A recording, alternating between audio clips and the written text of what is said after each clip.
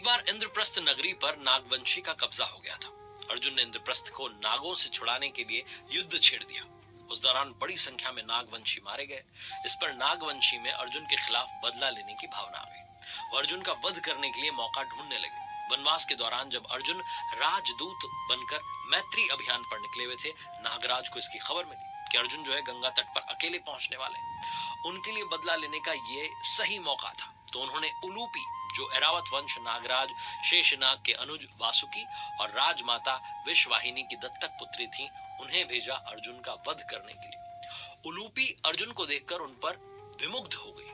वो अर्जुन को पाताल लोक में ले गईं और उनसे विवाह करने का अनुरोध किया। अपनी मनोकामना पूर्ण होने पर उसने अर्जुन को समस्त जलचरों का स्वामी होने का वरदान दिया। कहते हैं कि दोनों एक वर्ष तक साथ रहे। ये भी कहा जाता है कि अर्जुन ने नागराज के घर में ही वो रात्रि व्यतीत की। फिर जब सूर्योदय हुआ तो उलूपी के साथ अर्जुन जो थे नागलोक से ऊपर को उठे और फिर से हरिद्वार गंगाद्वार जो है वहां गंगा के तट पर आ पहुंचे।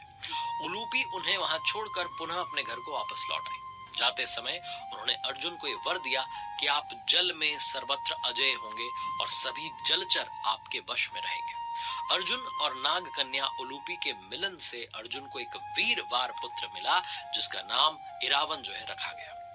भीष्म पर्व के 90वें अध्याय में संजय धृतराष्ट्र को इरावन का परिचय देते हुए बताते हैं कि इरावन नागराज कौरव्य की पुत्री उलूपी के गर्भ से अर्जुन द्वारा उत्पन्न किया गया था। नागराज की वो पुत्री उलूपी संतानहीन थी। उसके मनोनीत पति को गरुड़ जी ने मार डाला था, जिससे वो अत्यंत दीन एवं दयनीय हो रही थी। ऐरावत वंशी कौरव्य नाग ने उसे अर्जुन को अर्पित किया और अर्जुन ने उस नाग कन्या को भार्या रूप में ग्रहण किया था। इस प्रकार से अर्जुन पुत्र जो है इरावन उत्पन्न हुआ था।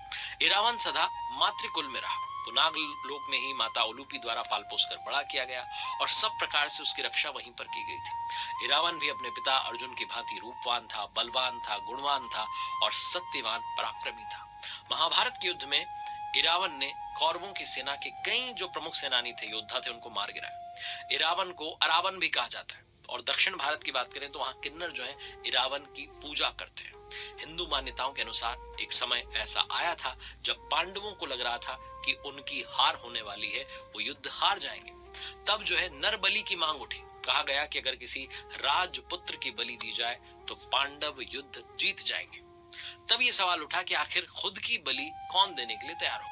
कहा जाता है कि अर्जुन के पुत्र इरावन उस समय आ गया है और उन्होंने कहा कि मैं बलि देना चाहता हूं। अपनी बलि देने की इच्छा उन्होंने जताई। इरावन अपनी बलि देने के लिए राजी तो हो गए, लेकिन उन्होंने एक शर्त रख दी। इरावन ने कहा कि मैं अविवाहित नहीं मरना